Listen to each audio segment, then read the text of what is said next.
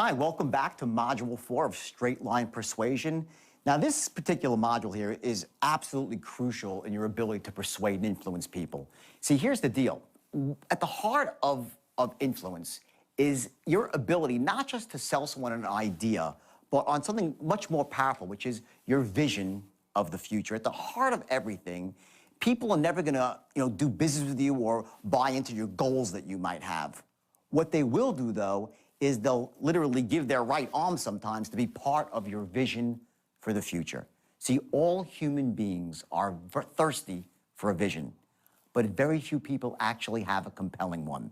They get caught up in the muck and mire of setting goals that usually don't inspire them and aren't really stretching their abilities. And more often than not, what really holds a person back from being successful is not that they set lofty goals and miss them, is they set very minor goals and hit them.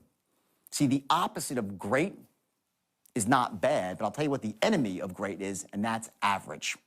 So you're going to learn here very important things about creating a vision for your future, about how to do that. And I don't mean just, a vision inside your head. I'm talking about how you actually see yourself and your family, the people you love and care about, how you see yourself in society, how the moves you make on a day-by-day basis will impact everybody around you and improve the quality of life, not just for those in your immediate circle of influence, but from people that go 3 and 4 levels down. It's like ripples on a pond. You throw the rock in the pond, you see a couple of ripples, and they spread out, and they spread out, and they spread out. When you have a compelling vision, that's precisely what happens.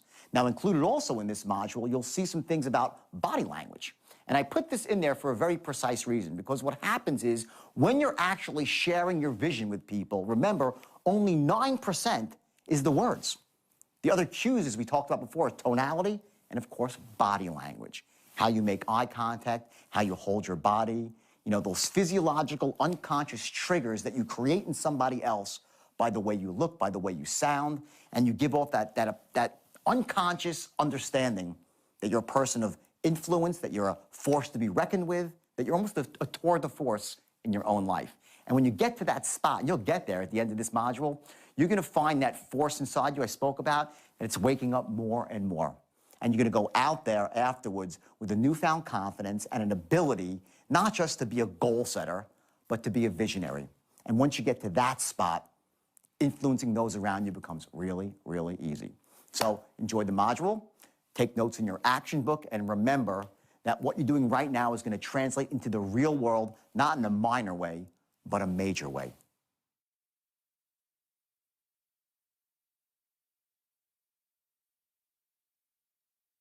James Cameron. You all know who he is, right? Avatar, right? When he was interviewed, he made a statement, and he said that, my way of success is that I set really, really lofty goals. So if I fall a bit short, I'm still doing okay. Makes sense, right?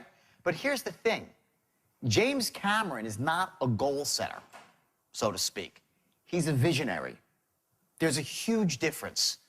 The biggest difference I see with people that really succeed in life are the ones that have something that beyond the goal. It's their vision for the future. There's an entirely different level of commitment when you're a visionary. So when you're a visionary and you can get excited about something and really get your thoughts out across to somebody else, how much do you think he had to raise to get Avatar done? First, he put in about $200 million of his own money, $200 million of his own money. Then he had to go out and raise like $900 million more. You can't raise money like that. I don't care if you're James Cameron or anybody, unless, A, you are creating a vision for somebody. It can't just be like, I want you to invest in Avatar because it's going to be a great movie. There's a different level above that where you describe the way things look, what they're going to make people feel like, what it's going to sound like, an entirely new world. He created a new world. That's how you raise money for something, by being a visionary. People will never buy into your goals. You understand what I'm saying here? If you want to get ahead in life, you're going to need other people to want to come along for the ride, to want to buy into your vision with their time or their money. Their time or their money, or both. People don't buy into goals. Your goals are your own. You can't sell someone else on your goals. But everybody is thirsty for a vision. people will buy into your vision because they don't have their own. Most people do not have a vision. They go around, and we were taught because this great tape came out in like 1959 called The Strangest Secret by a man named Earl Nightingale, and it was powerful. Anyone here listen to The Strangest Secret? I suggest you do. It's very old, and a lot of it's outdated because what's happened is the language, we're gonna get into language a bit later, we go to language patterns. The language has lost its power. What The Strangest Secret really talks about is setting goals, and that you are what you think about. You become what you think about. And by setting a goal, you're essentially activating your conscious mind to focus on a certain outcome. Because of that, you will take actions to move in the direction of that outcome. Does that make sense? Yes or yes? Okay, so what happens is you set your goals and you move towards them, right? The problem is that 40 years ago, it's almost 50 years ago now, we become a society where the word goal is like a buzzword for failure. I'm goal-oriented. What the hell does that mean? Everybody and their grandma has a goal, and they're mostly full of crap. Goals are discarded. I set a goal, I discard it. I set a goal, I discard it. I'm going to tell you to set goals, but what I want you to do, what I implore you to do, is you have to have something on top of your goal, which is your vision for the future. And that goes far beyond what your goals are. You're going to have goals that are stepping stones along the way. That's all your goals are. Your vision is where you live. It's what you must have. The least powerful word, the most disempowering word in the English language is this. This is the word of losers. You ready for it? I'm going to give it to you. It is the stupidest word in the entire English language. You want to know what the word is? Very simple. Should. It's the dumbest, most ridiculous, most disempowering word in your vocabulary. Tell me what you should do. What should you do? It's the most, it's like, it's a word, well, I really should do this, I really should. It's crap. If you want to succeed in life, and this word is attached to any goal you have or any action you should take, it is worthless and self-defeating. Knock this word out of your vocabulary. What's the word? Who knows the word? Anyone know? Will or must. I will, I must. Those are words that will allow you to move forward in the face of fear, in the face of seemingly insurmountable obstacles. Will and must. The point is this. The words that you say to yourself every single day are what dictates your actions. Bottom line, you have to set a goal, but on top of the goal is got to be something infinitely more powerful and personal to you. And that's your vision for your own future, how you see your life going, how you see yourself living, your family, your children, your parents. Can't rely on the government. God knows we can't, right? To take care of our families or ourselves. Social Security is nearly bankrupt. And whatever they do give you, I got my social, I'm sad to say that I'm older, but I actually got something. Maybe you get this too when you're younger. I got a thing saying what I'm going to get at the age of 65. It was scary. Like $1,100. It's enough to pay for my diapers when I'm in a nursing home, okay? That's what's going to happen if you don't take control of your life. You know that at the age of 25, this is something from The Strangest Secret, they polled 100 men, and of those 100 men, they said, how many of you want to be rich? And all 100, I all want to be rich, right? But at the age of 65, only 1 is rich, 4 are financially independent, and the rest are broke. What is it that causes a person to give up on all their hopes and dreams between the age of 25 and 65, so most of them live a disempowered life and act like creatures of circus? So what is that? What's that X factor that ignites people like you sitting in a room to really want to live your life at the highest level? I'll tell you what it is. It's not the goals you set. See, Earl Nightingale said it was goals, and back then it was true, because back then the word goals meant something different than it means today. Right now, goals are buzzwords for failure. You set a goal, didn't work. My goal is to lose weight, didn't lose weight. Next goal, my goal is to lose more weight, next goal. My goal is to get in shape, next. We don't take them seriously.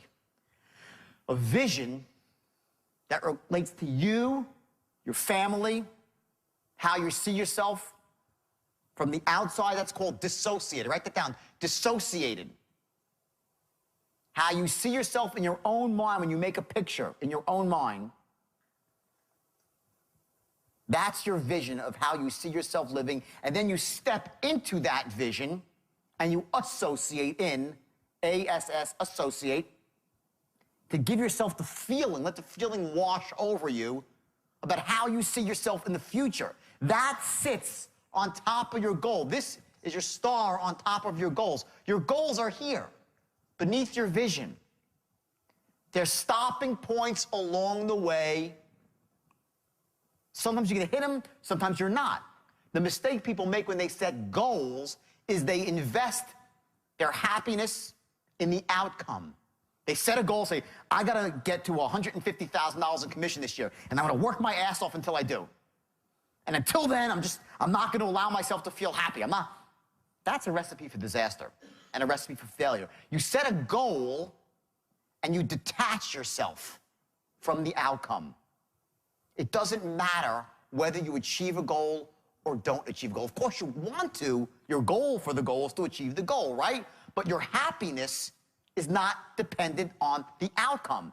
Or else you're going to sit there and say, I'll be happy when I get there. How many people have set a goal, achieved it, and said, is that all there is? I have. I know lots of people have. If your whole outcome in your mind is dependent on achieving the goal, you're going to live a very, very empty, unhappy life, waiting for these little blips in time when you actually hit a goal, and you're like, all right, the goal's now, what do I do now? What's next? Okay, I can get the boat, got the boat, what do I do now? I need a bigger boat. My problem when I was 25 years old is I really didn't have any meaning to what I was doing, the meaning of it all, my why. I didn't really know my why. Okay, I was making money hand over fist, rolling in it, so I said, well, the first thing I did was what? I made $650,000 in one stock trade. The first thing I did was not buy a house, I bought a white Ferrari Testarossa. Why? Because Don Johnson was driving one in Miami Vice. I had to have it. The next thing I did, I went out to the West Coast and I checked into the Regent Beverly Wilshire Hotel. Why? Richard Gere did it in Pretty Woman, the presidential suite. It was the best. I'll tell you the third thing I did, okay, which really screwed me over. I modeled myself from TV and the movies. There was one guy, this belief, and those are beliefs, by the way, that were installed in me since I was that big about what is success. Success is a white Ferrari Testarossa. Success means being able to go out to the West Coast with a hot-looking blonde and check into the presidential suite. Success means whatever we think it is. We're all different, okay? But the one belief that screwed me up the most, that really, it destroyed me. I would sue the bastard if I could. There's one guy who really installed the belief in me that screwed me. You know who it was? Bingo, Gordon Gekko. Greed is good. That's what he told me. And I was 23 years old. I looked up at the big screen, and this guy was sitting there saying, greed is good, greed cuts through, greed clap. Bullshit. Greed is not good. Greed is destructive. Greed doesn't cut through and clarify anything. It's ambition that's good. It's passion that cuts through and clarifies. Hard work. Greed is destructive. As soon as you become greedy, and I'm saying this for a reason right now because you're going to find after we're done that you're going to start making a lot more money really, really quick. I just want you to have your head screwed on straight, not because I'm so smart, because I'm smarter than you or above you. I just have been through a lot of pain in my life, and I made a lot of mistakes by having a gift to close and to teach others to close. And I thought it was all about making as much as you can, as fast as you can, and my ethics went flying out the window. And I lost that and paid the price. Greed's not good. It's ambition that's good. It's ambition that clarifies. And you will see on those lines, using the things that you are learning here this morning so far, especially this afternoon, we're going to get really specific on tactics and on strategy of how to close. And then we're going to hammer it home tomorrow. You're going to find that your commissions are going to soar. And if you're managing other people, it's going to be like turning a key to get them to perform too. That's how powerful it is. But if you go out and it's just about money and try to send it in as quick as you can, it's going to end badly for you. I don't want you to go down the road that I went through and had to make this whole transition where I had to go away from my family, come out, write a couple of wild books about it, and somehow they're making a movie now, and Leonardo Dicaprio is playing me. Leo DiCaprio is playing me in a movie coming out next year. He's the wolf. And like, everyone's like, wow, Leo's playing you. And I'm like, yeah, I'm sort of honored. I wish it was for curing cancer. It's not like, he's playing me, and it's sort of like it's good. And hey, my life has meaning on many levels, as a cautionary tale and as a motivation story. Cautionary to what happens when you take something that's really great and go hog wild and lose your ethics. It's motivating to know that any one of you,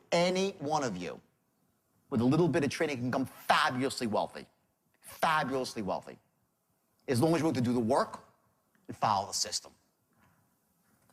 Because everything we do from this point forward is going to feed into these three things. What are they? What's number one? We'll do sharp first. Second is what? Enthusiastic as hell. And three, force to be reckoned with. An expert. You're a force of nature. A tour de force. These three things, everything that we do is going to feed these three things. And here's another one. We're going to have to make the following cases. Write this down. This is the key to selling. These three things have to be accomplished before you can close anybody. Number one, they have to love your product. Write that down. They have to, number one, love your product.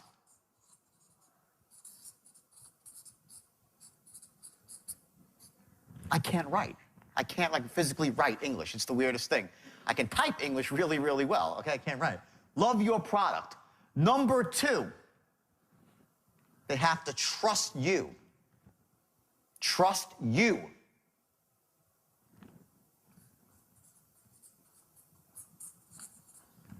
And number three, they have to trust your company.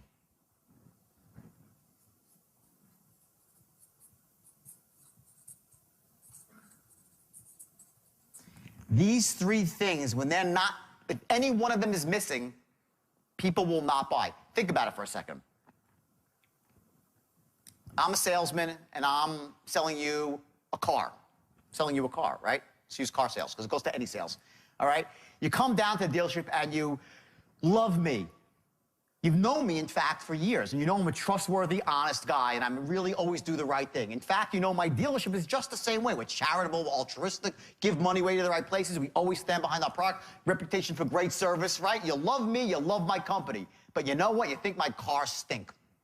Will you buy a car from me? Yes or no? Not in a million years. You will not buy a car from me if you don't love the car. If you like the car, will you buy it? Okay? If you're pitching somebody a loan modification, okay? And you get them and you go through the whole thing and then you say, what do you think? They're like, sounds pretty good. Are they going to buy? Never. It's not enough they like your product. They have to love your product. They have to think it is this. Write this down. The best thing since sliced bread. The biggest mistake salesmen make is they try to close with emotion because they read some frickin' sales masters. People don't buy on logic. They buy, oh, yes, they do. People buy on logic. Hello? We're not stupid. If you try to impulse somebody without logic, maybe you can get them for a moment. They'll renege. They'll change their mind. But closing without logic is fighting a serious uphill battle. If they don't think your product is the best thing since sliced bread, you are in serious trouble trying to close them. So let's do it now. You hate my product, you love me, you love my company, sorry, sell me something else. Next scenario. You love the car, you've always wanted this car, and you love me. I'm a great person, I'm trustworthy, I'm honest, I'm altruistic, treat my friends well, have a good heart. But my company's shady, and you just know, because you've heard from everybody around town, that they ain't gonna do the right thing. Will you buy from me? You'll say, can you go work in another company? Yes or yes, right? They still won't buy. Likewise, You're a consumer. You walk into a dealership, and I had this very experience less than 90 days ago. I walked into a Porsche dealership, and I just had a bug up my ass. I wanted to buy the Porsche Panamera. I wanted this car. I was going to buy this car. It's a four-door Porsche, $105,000, and it's gorgeous. I was going to buy this car. And I walked in, my girlfriend and I, we walked in as, like, buyer stamped on my forehead. Any salesman worth this would have said, this guy, I said, show me a pen. I would have signed my name. That's how hot I was for the car. So I go in there, and this bastard wouldn't sell me a car.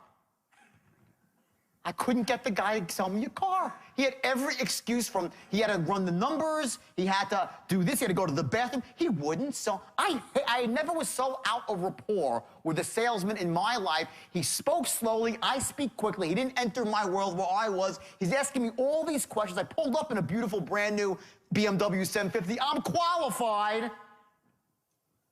You get it? I'm wearing a nice watch. I'm qualified. Okay? I walked out. I said, I can't believe this guy wouldn't sell me a car. He wanted to. He didn't know how to. Okay? I would, at that point, buy a Porsche from anyone on the planet but him. I don't want to deal with that guy. Okay? A, he makes me feel like crap. I walked in a positive state, and I walked away in a negative emotional state. Because the state that you're in, does it impact the state of the people around? Yes or no? It does.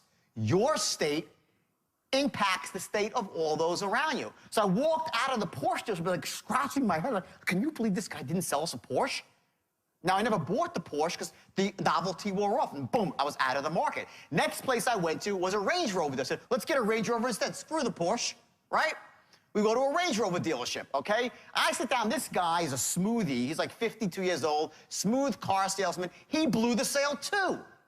I was going to buy a Range Rover. I was like, let's get a Range Rover. I walk in there, and we start sitting down. He's, hey, how you doing? All great. Everything's pretty good, right?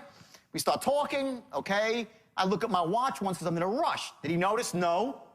Okay? He says, well, you have any family? He's trying to create rapport with me as he's doing numbers. I said, I have a son. He's a soccer player. Then my girlfriend says, oh, yeah, my son, we have to leave soon because he's playing basketball in the league. Well, that was it. I heard for 20 minutes about his son that played for North Carolina back when Michael Jordan played for North Carolina, and how he's assigned basketball from Michael Jordan. 20 minutes.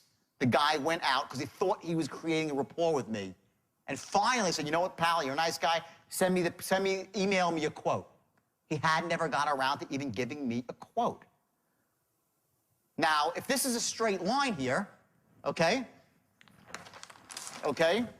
If this is the straight line, and your goal is what, right? The promised land, to make a sale. This is the moment I walk into the car dealership, right here. I walk in, right? Now, what's the first thing he has to do? Gain rapport, gather intelligence. Before anything, I instantly, boom, right? So he has a couple of seconds, right? 4 seconds flat to do that. The guy in the Porsche dealership, he failed. So I stayed there for a little while until I left, okay? This guy got me for the first 4 seconds. So here it is, right? In the perfect world, I would have walked and said, hey, buddy. He said, hey, how you doing? I said, don't talk to me. I want a car.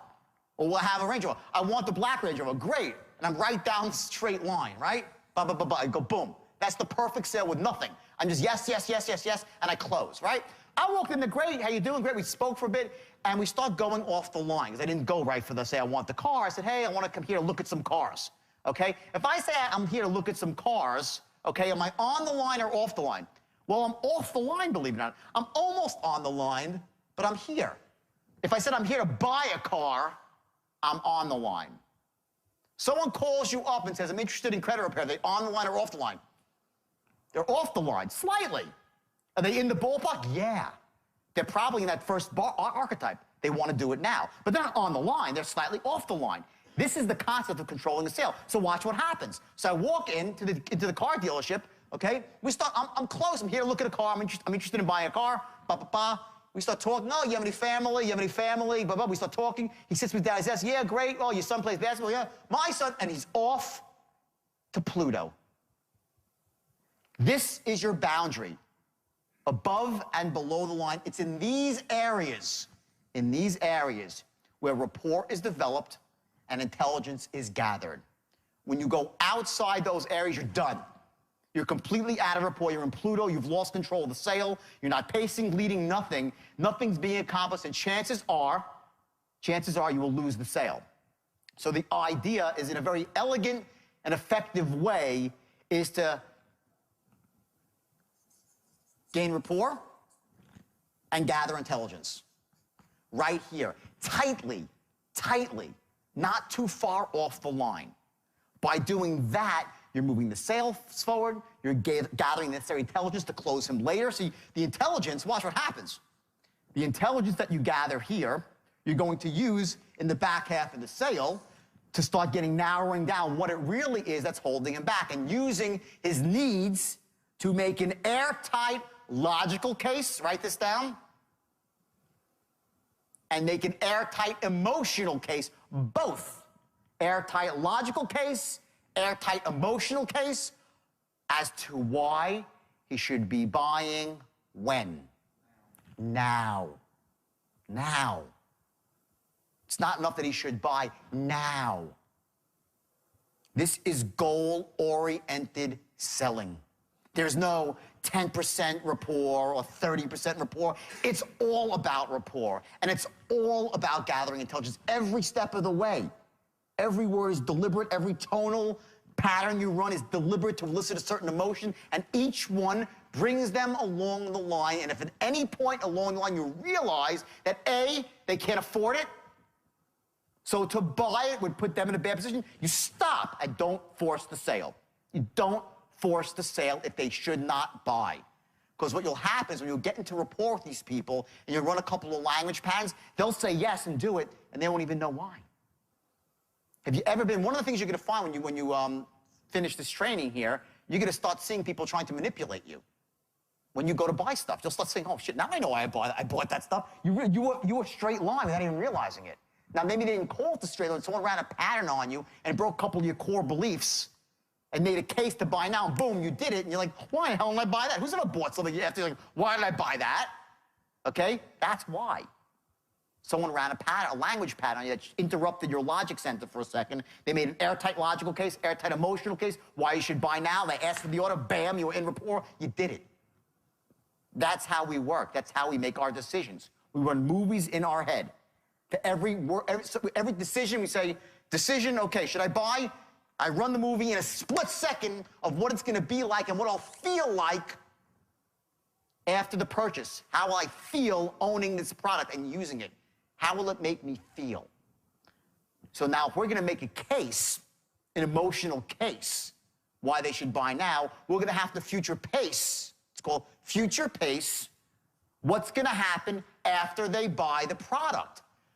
You're going to, using words and tonal patterns, you're going to create a picture of what it's going to be like and how great they're going to feel using your product and being known as a person who makes smart decisions. Very important to people. Not just how they'll feel using the product, but how they'll feel about themselves for having made a smart decision. How they're going to look in the eyes of their family, in the eyes of people in their neighborhood, and also the fundamental shift it makes in them as human beings, that in the past they were held back from making decisions because of limiting beliefs they had.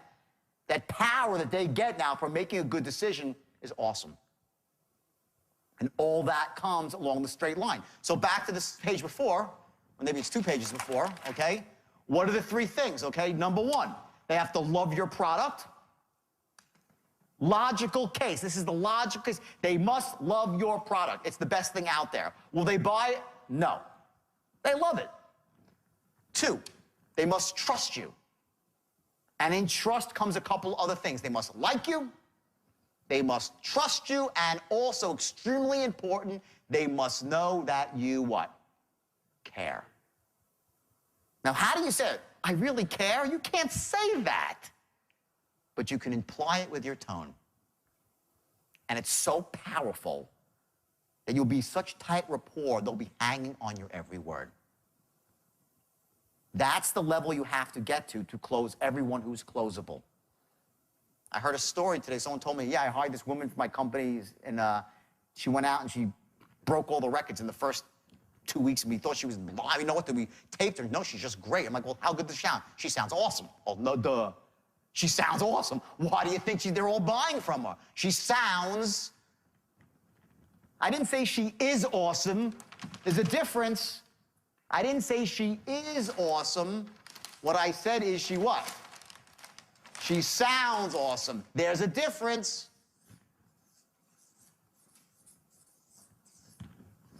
Sounds often, her tone, how the words flow out of her mouth like elegant pearls. They come out of her mouth. I went down to Wall Street. I was the sharpest salesman I had seen. I was 22, and I knew I had a talent to sell. I owned a meat company. I went door to door selling meat and seafood, knocking on doors, made a fortune. When I was 22, built a company, had 26 trucks on the road, 26 trucks. I came up with an early version of the straight line and was training people that were almost like crack addicts. They were like the worst, the bottom of the barrel, and they became master closers, because crack addicts can sell really well when you get them motivated. The problem is when they crash, they disappear with the meat. Now, I was a young kid. I didn't know what I was doing. I thought I was making a fortune. I went out and bought myself a beautiful Porsche. I thought I had it made. I thought I was a millionaire. I was out of business like that. Like overnight, like all of a sudden, where'd the money go? You know, anyone who's in business knows this early experience. You first go into business. I know Michael knows it very well. Okay, you make all these mistakes, and you think you don't realize about cash flow and receivables, and you grow on credit, and you make all these mistakes that new business owners make. I made them all. I was out of business. So I heard about some guy who was making like $1 million a year as a stockbroker, and he was not that sharp. I was like, wait a second. If this guy can make $1 million, I can make $100 million. Well, I was right. And I went down to Wall Street, and the first day I walked into a Wall Street boardroom, boom, I was blown away. The mighty roar of the boardroom, I was just absolutely blown away. And they sat me next to a guy named Mark Hanna. And the guy was so smooth. His voice was as smooth as silk. And I learned something that instant I sat down next to him. I heard him pitch on the phone, and it didn't matter what he said. He was ripping people's eyeballs out, which I do not suggest you do. He was ripping their eyeballs out. And this was a big firm. It was hard selling, hard. It was basically, you know, I was notorious for saying either they buy or they die. I'm not proud of that I said that. And unfortunately, it was in the front page of Forbes magazine. So that wasn't good for my image, okay? But I did say that in a moment of insanity. You know, either they buy or they die. Rip their throats out. Not good stuff. But that's what I had seen in this brokerage firm, LF Rothschild, and it's also what I heard Gordon Gekko say. Rip their throats out and suck their skulls, right? I was influenced by what I'd seen, and I was off course. My point is this. He was ripping people's eyeballs out, and he sounded like he was apologizing at the same time.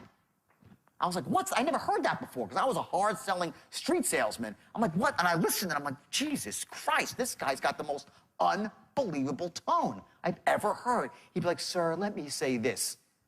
And I'm like, I'm like, wow. He'd say, sir, I want to be an asset. He has like way of really, and he'd say, you know, pick up 10,000. And the people were like, okay, Mark, like, I want to be an asset to you and your family. His tonality had this sort of like this velvety smoothness that he'd be like apologizing you for asking for your money. You're sending it in, you love the guy, and he lost everyone millions. Okay? And I was like, Jesus, I said, there really is something to this tonality. And I added tonality to my arsenal. I never really had focused in on it before. I had focused in more on structure, and I added tonality to the mix of it all. Later on, I opened up my own company. About 1.5 years later, after the market crashed shortly thereafter, and I had an opportunity to open up my own firm, and I did it. And in the beginning, I didn't really have the straight line. I didn't have the straight line. But I knew all this stuff, and it was kind of in my own brain floating around, but without a system. See, it comes down to a system, okay? And without a system, you can never rise to the highest level. You need a system.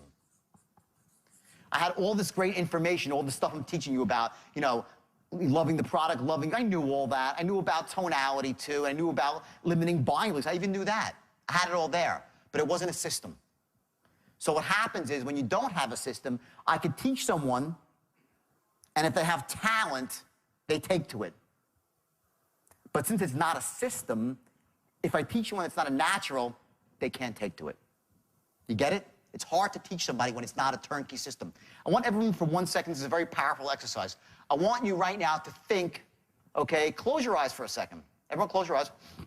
I want you to think of the best restaurant that you've ever been to or you've thought about going to. Close your eyes, really get into this, insert yourself into this dream. The best restaurant in the world with such food that you love, an ambiance that's fabulous. It could be anywhere in the world. It could be French food. Imagine the smell, if it's French food or Italian food, the smell of roasted garlic. A beautiful candlelit room with someone that you love and you care about, enjoying the greatest day, maybe your anniversary or Valentine's Day, or someone that you love their birthday. And think of that restaurant, and think of the name of that restaurant. And I want you to think about the sign, on a sign. Put the name of that restaurant on a sign. And now open your eyes. Raise your hand if you thought of McDonald's. No, not a soul thought of McDonald's, right? One guy in the back, there's my man, thought of McDonald's, okay. Okay, McDonald's is the most successful restaurant in the world. The food stinks compared to what you're thinking about, like Le Cirque. It's good fast food. The ambiance, it's clean, but is it beautiful? No. Why did no one think of McDonald's? Why are they the most successful? Because their system for running the restaurant is so simple that a 16-year-old kid can do it. A 16-year-old kid can run a McDonald's, and it's mostly 16-year-olds that run it. When you have a turnkey system that's so effective and so foolproof that anyone can step into it with a little bit of training, take to it, that's a winner.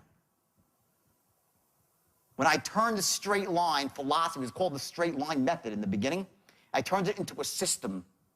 Everybody, and I mean everybody, succeeded. Men, women, even people with accents. Oh, that's the one tough thing to overcome. If somebody has a thick accent, very difficult, especially on the phone. But that aside, anyone could succeed with it. And I had people that were 17 years old. I had one kid I told you was 18, his biggest year, he made $7 million.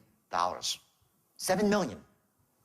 I think he got a GED from high school. And he was working in a pool. He was a great pool player. He worked in a pool. He was hustling people playing pool. I had a kid named Bobby Koch who worked for me. He's an Irish kid. He had a big, beefy head, this kid. Big, giant eyeballs, right? And this kid was as dumb as a box of rocks. He was really, I'm telling you, he had an IQ just north of Forrest Gump on 3 hits of acid. That was Bobby Koch, okay? Bobby Koch came to me with all the desire in the world. All the desire in the world. His New York accent was so thick, it was like sludge coming off the words. Bobby Koch had never read the Wall Street Journal in his life, and if he tried to read it, he wouldn't know what it meant. He just wanted to be rich, and he believed in me, and he believed in the place he was working, which was Stratton in the early days, when you could walk in and you were like, oh my God, the wealth was dripping off the walls. So Bobby sat down behind a desk, one of the first 25 people that was in the firm, and I trained him, like we're doing here every day. Just imagine this every day for 2 years. With tonality and structure. You have to learn the looping of the straight line. Just imagine all that for years. Bobby was one of the only people that didn't take to the system. It took him 3-4 months. He was barely getting by. Now, barely getting by was making $150,000 a year at my company. You were considered a piker. 150, you're a piker. No one respect you. But he struggled and he struggled. He went out, finally, and he got speech lessons. I sent him for speech lessons to a guy named Sam Schwat, who was teaching actors how to do dialects, famous speech therapist. And Bobby went out and got speech lessons. He taught himself how to speak correctly. He read the Wall Street Journal every day, and guess what? By year one, at the end, he was making $1 million a year. Bobby Koch became an average year, making $1.3 million to $1.4 million with a vicious coke habit, vicious alcohol habit, a gambling addiction, all the vices, but because the system was so powerful, it didn't matter what, he could roll into work all screwed up and he still soared. Okay? That's the power of the system. Now, to take it forward, many years later, my firm closed down. And guys like Bobby Koch, they made $1 million, they spent $1.1 million. That was their nature, to spend big and live big, to live the life. He was broke. Well, what do you think happened to Bobby Koch? He became rich again like that because he had the skill set and he had a system that worked. He went out into venture capital and started raising money and became wealthy, started doing deals, made a fortune. He went into, he was selling artwork for a while, an art a thing online or something he was doing. Made a fortune. On and on and on and on. It's the skill set that carries the day.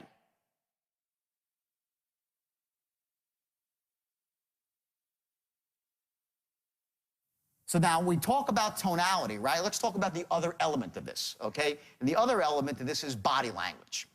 Let me explain to you about what body language really is. It's the management of space and time. Your space around you, the way you move throughout the world when you move into a room, okay? That's body language, okay? Men and women are entirely different. When you're selling a woman, when you're persuading a woman as a man, okay, you need to stand directly in front of her. You do not stand off to the side. And when you stand with a woman, you have to stand away at least 2.5 feet. Write this down. This is crucial. If you invade a woman's space, woman, am I right? If someone invades your bubble, are they out of the thing? 2 seconds, they're out, right? They're all laughing. They know. Okay, I see men, I used to call them space invaders. Who knows a space invader? You have a friend, everyone knows, like, you hate the guy. He's usually a spitter, too. And you're like, right? You know? But the worst thing is a space invader. He comes up, he's in your bubble, okay?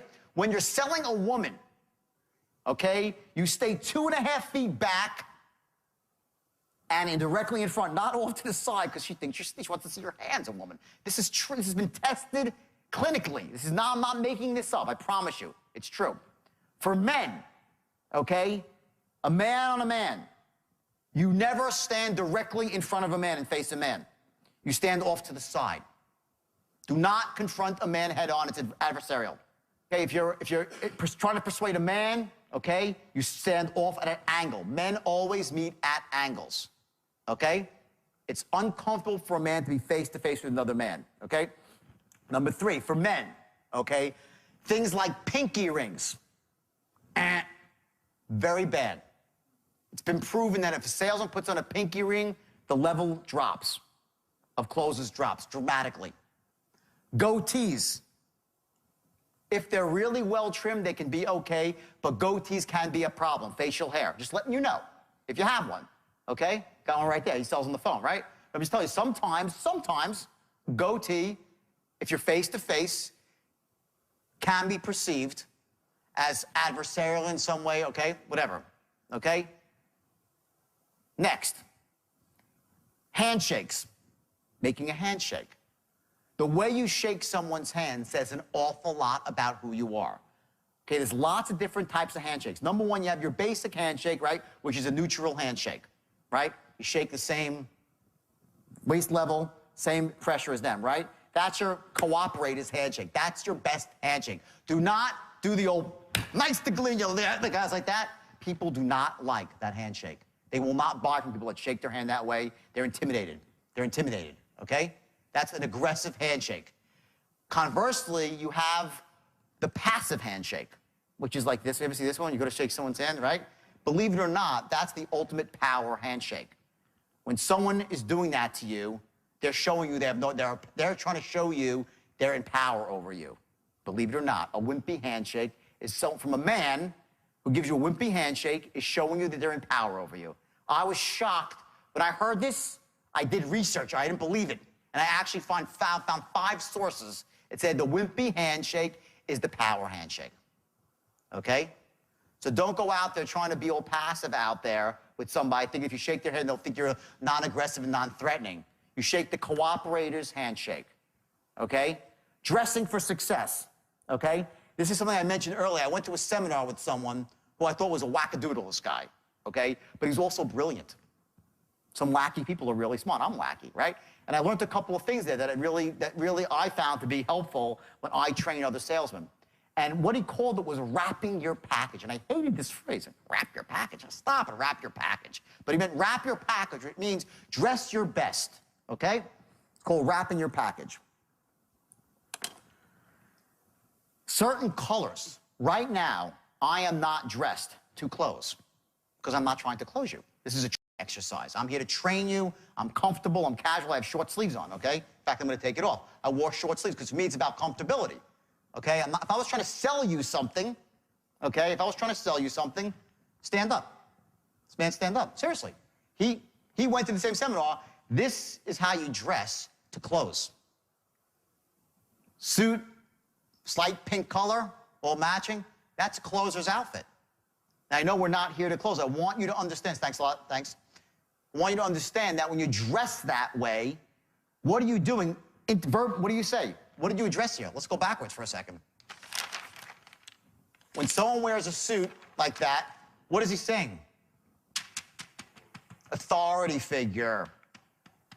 How you dress creates a level of whether you're here or here. I don't like wearing suits. I just don't. I'm a jeans and sneakers kind of guy. But I know this. When I get up on a stage to close a lot of people, or if I'm going face-to-face to influence somebody, I'm going to wear a suit, blue, dark color, black, not flashy, gray with pinstripe, not a mob pinstripe suit, solid color, white, pink, solid color tie, clean, handkerchief to the highest level. You don't have to be that guy if it's not congruent with who you are. Don't do it. I'm just telling you, I want you to give you every bit of tools for your arsenal of what really, this stuff works. I hate to say it because I don't like it, but it works. And, you know, I have two philosophies. You know, would you want to look foolish sometime and be rich, or look cool and be poor? I choose rich, right? You say words the way they should be said with tonality, even if it feels a bit goofy to you, because you make money like that. As long as it's not anathema to your existence, okay? You know, you need to be congruent with who you are as a human being. I'm not saying that, because if you're not that, it won't work. You'll come off as disingenuous and it won't work. But to a point, you got to find out what represents the best you and dress that way. You dress for success. It's a very simple rule. You dress for success. Don't dress for failure. It doesn't take that long to put yourself together in the morning. It really doesn't. You know, and I'm not that, so I throw stuff on my body. I'm not a good great dresser. I'm just not, okay? But when I'm going to close to work, I dress appropriately. Now, there are some people, and this man who I trained with was one of them. He said, I disagree. I'm just giving you both, I want to give you both sides of the coin, so you know. He's like, I dress like that in a suit and tie every second of the day, even when I'm not working. He stays in character his entire life, and he's a character, all right. He stays in character, okay? When he's out for dinner with his wife, he's got his suit and hanky on. Now, I can't be that person, but there are people that say when you do that, and you're in character, you feel better about yourself, you feel like more of an authority figure, and because of that, you act on it, and you make more money. Food for thought. Wrapping your package. What I suggest you do, especially if you sell face-to-face, okay, you got to find out the dress code that works for you. Don't look like a slob. If you have a pinky ring, take it off. Take it off.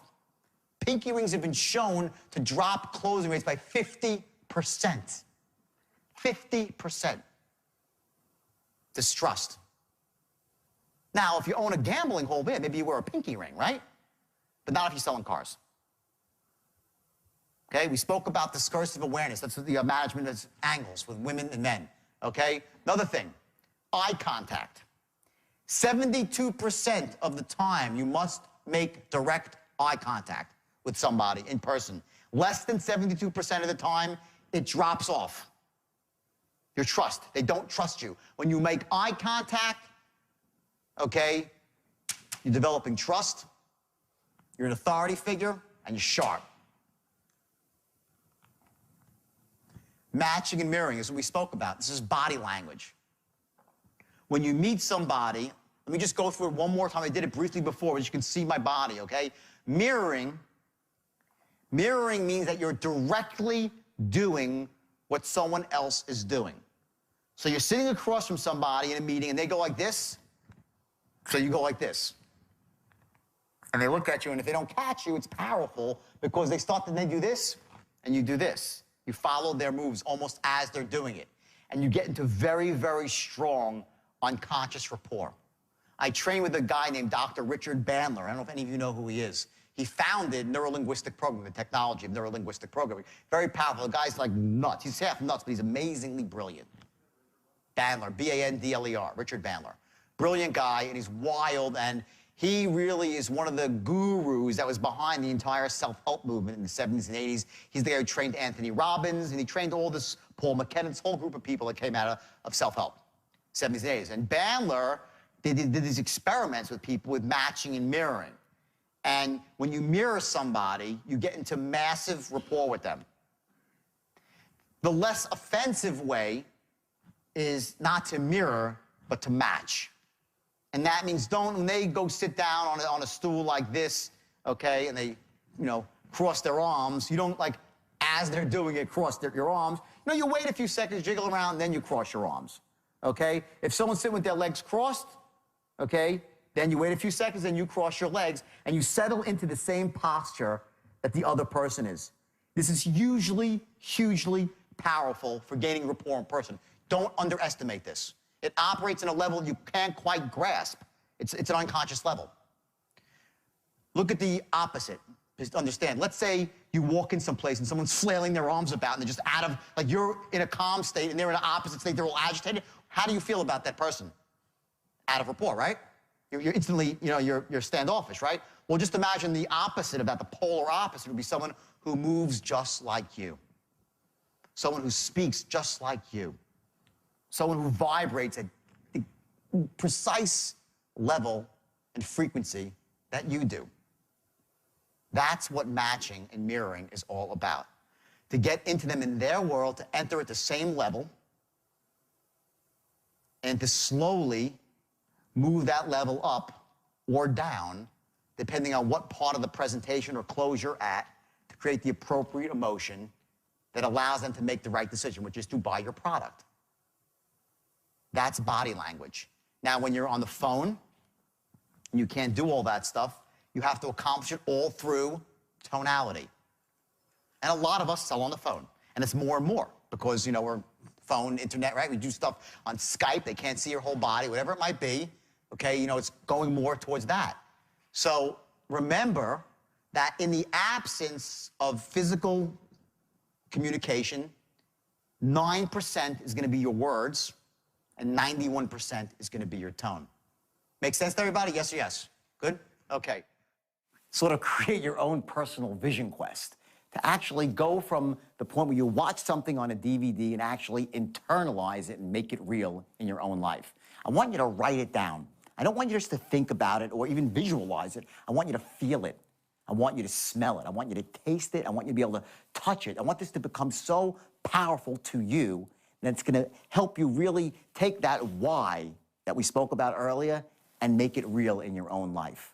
Now, also important here is to take actions in the real world. You made some notes in your workbook, your action book, and I want you now to take action specifically. Write down that vision, spend at least 15 minutes clarifying the vision, and once you have this vision written down, I want you to share it with someone else, someone that supports you, someone that you can trust. You go through these modules one by one. You're doing a great job so far, but stick with it. Each one's a building block. It's specifically designed, one on top of the other, to cumulatively get you to a point where you'll be unconsciously confident at straight line persuasion. And when you're there, watch out. The world will be your oyster.